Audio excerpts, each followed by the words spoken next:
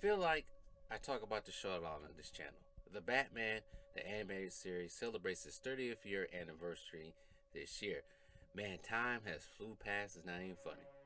I made a video about the history of the show back in 2020, detailing the origins of the story and how it came to be, basically finding inspiration from the 1992 Batman Returns. And then earlier this year, I made a video about the changes of Bruce Wayne / Batman from the start of the Batman animated series to the years of the Justice League. It seems like if you're a Batman fan or a fan of the series, there's never enough to talk about this show. But really, before we begin, do feel free to subscribe to the channel, like this video, share this video, and also comment down below what you like about this show. This show has had a big influence on the future of animated superhero shows, maybe even live action. People praise the storylines, good storylines based on actual comic book storylines from Batman's past. I've seen all these episodes probably 10 times over and over again, and I never really get bored of them. Well, maybe there's some of them I do get bored and don't really want to watch. I give big praises to the writers Paul Dini, Michael Reeves, and so many countless others for coming up with deep topics for a children's animated show. Well, in the video from earlier this year about Bruce Wayne, I discussed on how well written the character was, but also an outstanding job by the late Kevin Conroy. Conroy had a voice for Bruce Wayne, a voice that was charming, can sound aloof at times, but Conroy had a voice for Batman that was a little darker than his Bruce Wayne voice, but let's say it's not as grim and brooding as the later incarnations that Conroy would portray later on. I am not a disgrace. I am vengeance. I am the night.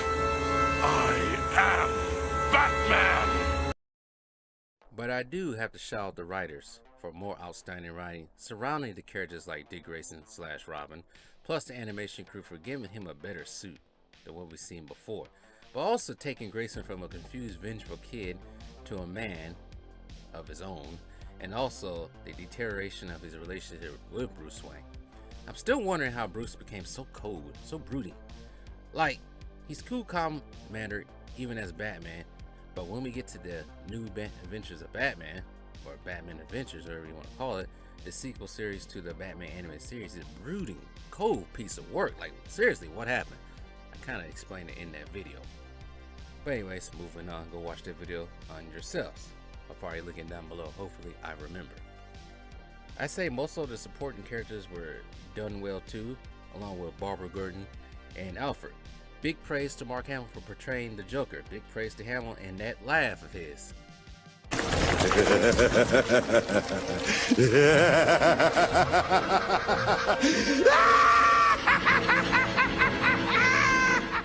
Actually, that's the episode of the Justice League, but I wonder if Tim Curry didn't suffer from bronchitis. Will this portrayal of Joker still be amazing? Meaning his? Probably, I wouldn't doubt it. Tim Curry wasn't a bad job itself. The rest of the villains that were portrayed in the series will perform perfectly. But I'm going to reveal something that I haven't done in previous videos about this series. I'm going to run through a couple of episodes that I consider my own favorites to watch. But before we go on with the show, how about you guys like, share, subscribe to Franchise History TV, even comment down in the comments down below. I'm also on Instagram at franchise_TV and on Twitter at TV_franchise. I also have two other channels if you guys are interested: Lone Wolf Adventure TV and Franchise 2 Sports. So yeah, subscribe to those three channels. And also like, share, subscribe on all three of them. I say subscribe 3 times. I'm done. Bye.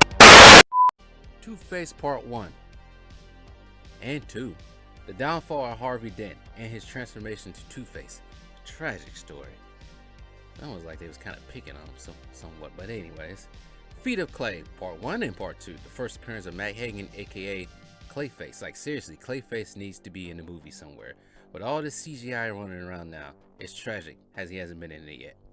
Day of the Samurai, an episode when Batman has to really use his martial arts skill against another called Kodai. Almost got him. An episode when the Joker, Killer Croc, the Penguin, Two-Face, and I think it was Poison Ivy. Yes, it was Poison Ivy. Sat at a table playing poker, telling each a tale about the time they almost defeated Batman. And we also get this legendary line by Killer Croc. I threw a rock at him!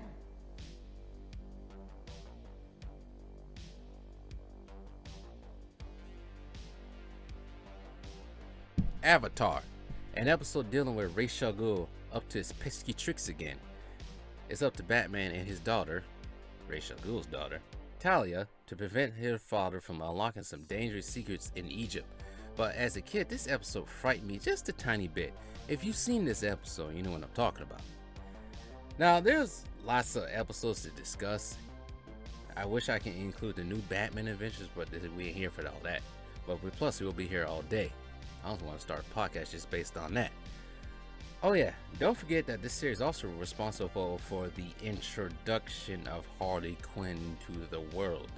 Now, I don't know if that's a blessing or a curse. So far, it seems like a curse because Harley Quinn is in everything now, ain't she? Alright. Now, the animation wasn't that bad. I actually don't mind the animation compared to, let's say, later series, the new Batman Adventures, when everybody's kind of skinny and looking interested for some reason. But I do prefer the black and grays that Batman sported in the new Batman Adventures, opposed to the, let's say, gray, bluish gold that he has in the animated series. I'm sorry, people. I'm sorry. I just like the black and gray a little bit better. The only thing about the Batman animated series was the setting. Everything looked old, like it was in the 40s, you know? But I give it a pass. It's a good show.